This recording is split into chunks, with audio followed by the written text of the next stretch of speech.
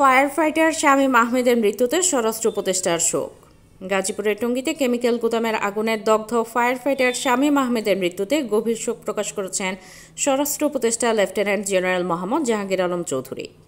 উপদেষ্টা আজ এক শোকবার্তায় মরহুমের বিদেহী আত্মার মাগফিরাত কামনা করেন এবং তার শোক সন্তপ্ত পরিবারের সদস্যদের প্রতি গভীর সমবেদনা জানান। উল্লেখ্য, ফায়ার ফাইটার শামীম আহমেদ অদ্য বিকাল আনুমানিক ৩ ঘটিকার সময় রাজধানীর জাতীয় বার্ন ও প্লাস্টিক সার্জারি ইনস্টিটিউটে চিকিৎসাধীন অবস্থায় মৃত্যুবরণ করেন। ইন্না লিল্লাহি ওয়া ইন্না ইলাইহি রাজিউন। মৃত্যুকালে তিনি স্ত্রী ও ৩ সন্তান সহ অসংখ্য গুণগ্রাহী রেখে গেছেন।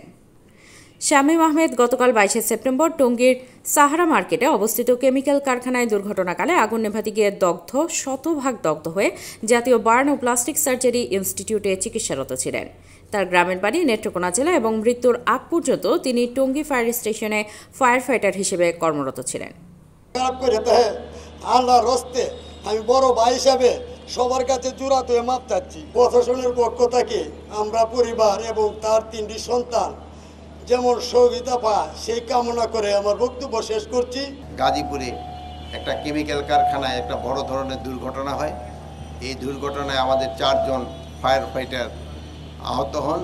এই 4 জনের ভিতরে আজকে একজন আমাদের ছেড়ে চলে গেলেন।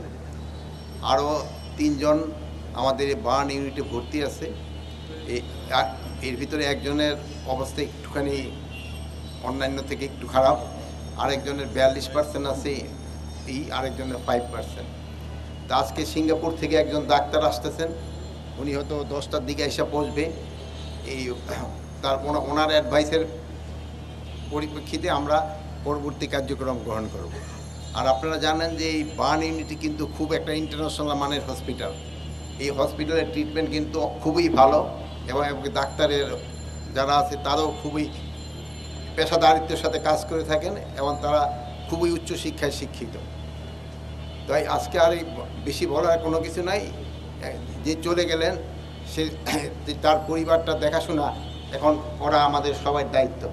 এই পরিবারকে দেখাশোনা আমরা ভালোভাবে যেন করতে পারি, এই তৌফিক আপনারা আল্লাহর কাছে আমরা চাই। আপনারা সবাই। News desk, Dhaka press.